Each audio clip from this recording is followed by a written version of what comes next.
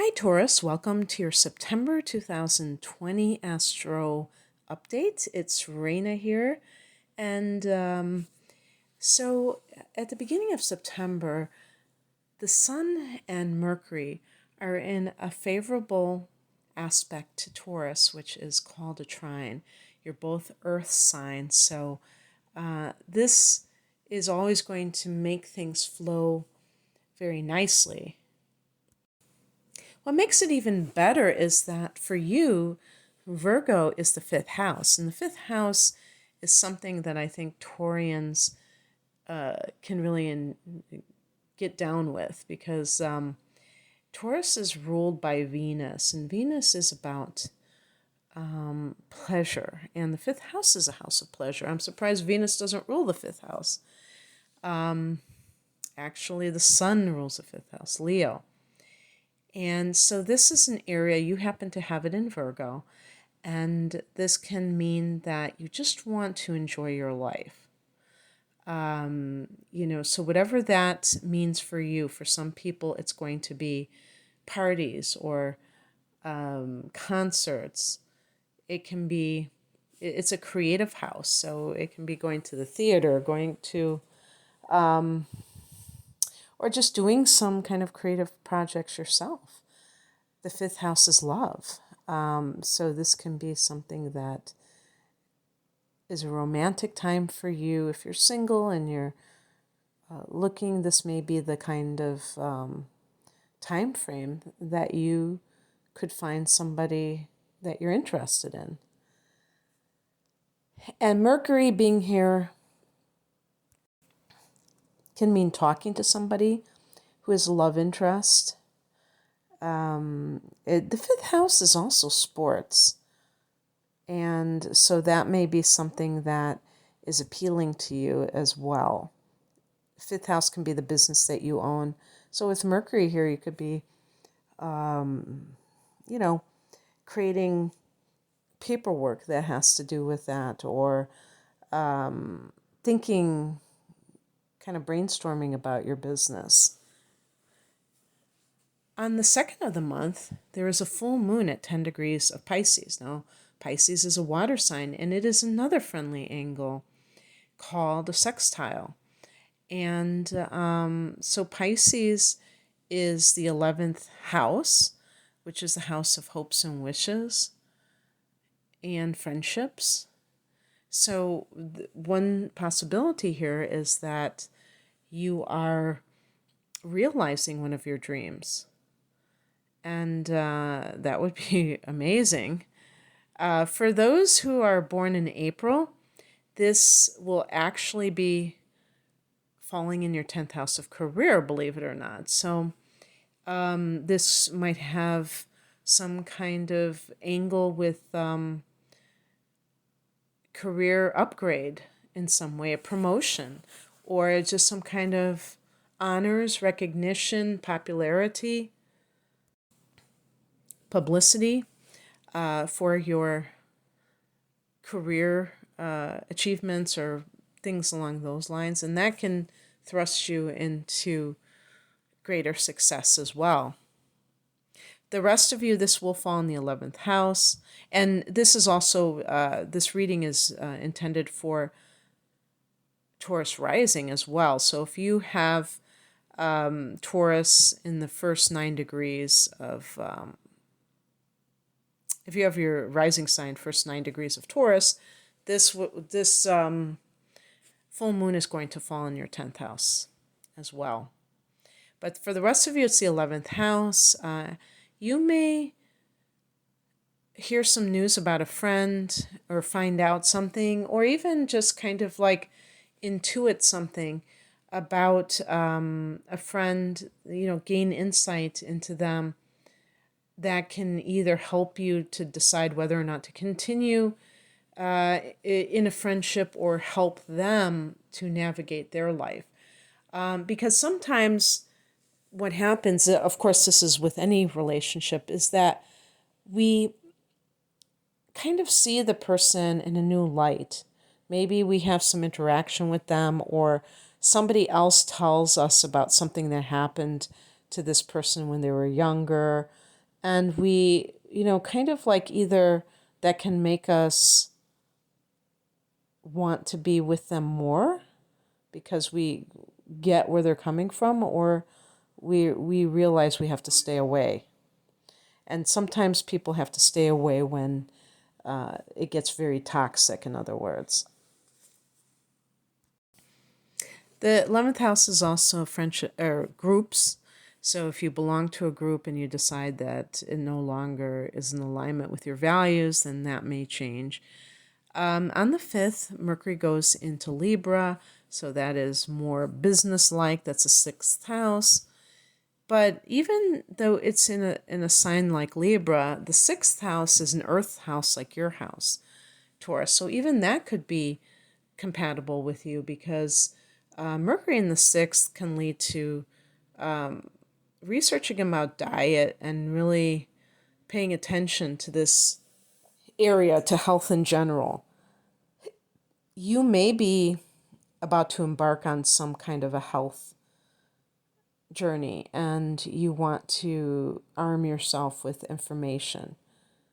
This can be talking to potential employers and dealing with that. The 6th house is the house of work itself, the workplace.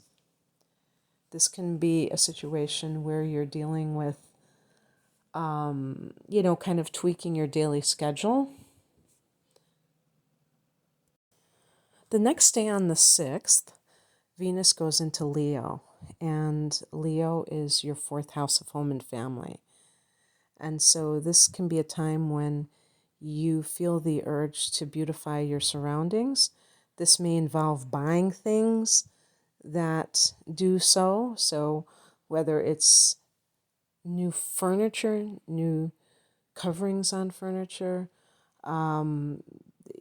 hiring somebody to change the color on your walls, whatever could be that. Could be like making money from real estate. So if your house is on the market or you have other property, you could gain financially from real estate or from the mother side of the family, the mother herself. On the 9th, and also gain harmony with the mother if there was any kind of conflict. On the 9th, Mars goes retrograde, and this is one of the big news stories astrologically in September. And this is in Aries, so this is a sign before you. This is the 12th house, and this will be happening for a little over 2 months until mid-November, and so there may be some kind of situation that happens on an internal level. The 12th house is the house of past lives and karmic house, the house of self-undoing, that can help you to deal with any kind of addictions that you may have, as well as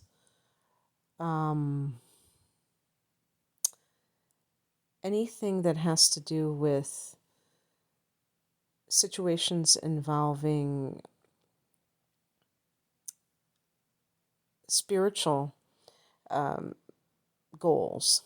Now, Mars retrograde is a time when these things may be brought inside. So it's not overt action that you're taking. But the 12th house is already a place of kind of internalized, introspection, they call it. Internalized, directed towards towards internal matters. So in a strange way, it can almost be, I don't know if this is really true, but I almost interpret it as a time that can be passive and being okay with being passive, because Mars does not want to act, and the 12th house is the perfect place not to act. So this is a great time for meditation, and just like allowing yourself to be and not trying to push yourself into doing things that don't feel right. When you have planets in the 12th house, you're coming from a place of the bigger picture, but I mean, the bigger picture and the totality of who you are that spans lifetimes. You know, even when a person goes to therapy or they are trying to be philosophical about their life, they're dealing with their life, this incarnation. And the thing is that if we look at ourselves as eternal beings, even the biggest problems that we have are temporary. And that's just the long and short of it, that this too shall pass. In the 12th house, we're talking about eternity. We're talking about infinity. And the it's hard to talk about the 12th house, but I will say one thing is watch for how you react to, in anger, or your attitude towards anger. That might be actually a great reflection tool, because Taurus people tend to be already a bit, I don't even know if it's passive aggressiveness or passive aggression. I think that a lot of Taurians just would rather avoid dealing with things. And you could even look at addiction that way too, whether it's to substance abuse or eating can be an addiction. And for Taurus, there's a love, there's a sensuality. So looking at these things and seeing, are you stuffing your anger with food, with, sensual experiences, with sex, or, sex can be an addiction. People laugh at that, but it can. Anything that is compulsive, the compulsion is usually the person is pivoting because they don't want to deal with whatever it is that is making them upset, unhappy. And this is a great time to really deep dive into those motivations. Mars can be your will, and in the 12th house in retrograde, all of this is up for review. On the 12th, Jupiter turns direct, so that's nice. And Jupiter has been in another Earth sign. So this is a lot of earthy transits here. And this is in Capricorn, and that is the 9th house. So Jupiter in its own house going direct. What's not to love? Very fortunate, very positive. And Jupiter is already so full of good vibes that even retrograde, it's not like necessarily bad, but it still could maybe delay something from happening in its own way. So if you had any travel plans, they may be on again, but perhaps they're bigger and better than ever. Maybe you've gained momentum from having that retrograde. So anything you were trying to manifest in that particular realm, you can kind of look after the 12th and see if it starts to improve. And of course, it is going to be at that degree that it stations, 17 degrees, for the rest of the month, I think until October 1st. So it's not going anywhere for a while. And it's supposed to be a very powerful period when it is at that particular degree, whenever a planet stations retrograde or direct, that you have to look at that degree, because it may, and also see how it connects to other planets, if there are any aspects that it makes at those degrees. So this is at 17 degrees of Capricorn. And then on the 17th, there's a new moon at 25 degrees of Virgo. And this is going to be, again, in that fun fifth house. And so what kind of new things will you start? Will it be a new creative project? Maybe you want to start a new business. And, about starting a new business, one of the things that it's not like this is the best time astrologically. Perhaps there are much better times, like in December or even from mid-November onwards. But you know what? If you have it in your heart that this is something you want to do, then you definitely should go for it, and see if you can make it happen.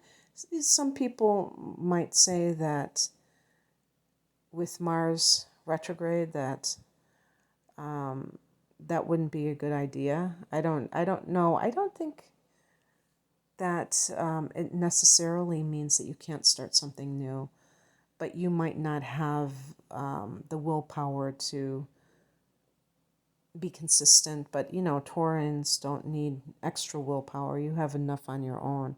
And I just don't want people to get too caught up in astrological timing, because it can get to the place where you never do anything, because there's always some potential negative aspect or transit that you feel is making it less likely to be successful.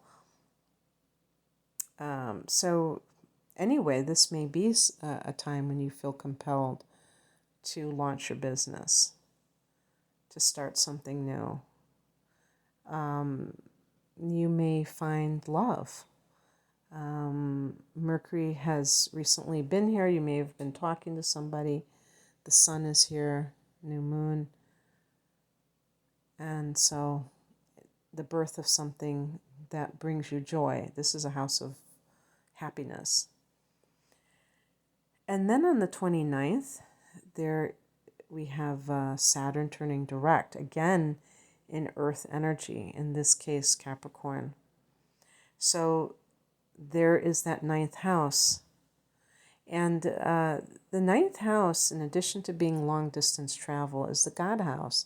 So it has a connection to the spiritual side of life. It also can relate to publishing matters, your philosophy of life. And when Saturn went back into Capricorn, you may have felt like there was some test of your beliefs. And usually if somebody is being tested with their beliefs, it can mean that they may have had a difficult time, where they have had to persevere and not allow themselves to get discouraged about something. And if that's the case, and you pass the test, now that Saturn is direct, it can move forward in this house. It will, in December, go back into Aquarius where it was, and that'll be the career sector. And 2021, your career situation can really take off. Now, it is possible that Saturn in the ninth house has something to do with traveling for work, for your career. And maybe there was some kind of things, Jupiter also is direct now. So Jupiter and Saturn in the same sign, in that ninth house. So if you had, and this might have something to do with the shutdown, because a lot of times, travel wasn't completely shut down, but not to, well, I don't know about this faraway places. Maybe they always allowed people to do that, but perhaps you didn't feel comfortable doing it, or it was restricted, that they didn't have a lot of it, or your company was keeping everything down, pared down the company itself. So definitely when Jupiter is in the ninth house, you're going to feel more expansive. You're going to feel like you have more options in your life as a whole. And that will lead to feelings of positivity too. And given the fact that Uranus is in the sign of Taurus as we speak, that too is kind of like, I think Uranus and Jupiter get along famously. I've never read about that, but it seems like it would make a lot of sense since Aquarius is ruled by Uranus and it gets along well with Sagittarius. So this can give Taurus, having Uranus going through your sign, can give you a lot more atypical sense of adventure. And ultimately, the goal is expansion. So however it takes to get there, it's all good. And it's interesting, now that I think about it, I think about the Fool card. And it is connected to Uranus. So that certainly is that sense of adventure. You don't care where you're going as long as you're on an adventure, on a new adventure. So here's to all your future journeys that may actually begin in the latter part of September, when Jupiter and Saturn turn direct. Okay, that's what I have for you, Taurus. I hope that you enjoyed this. And if you'd like a private reading, the link is below. Take care. Bye.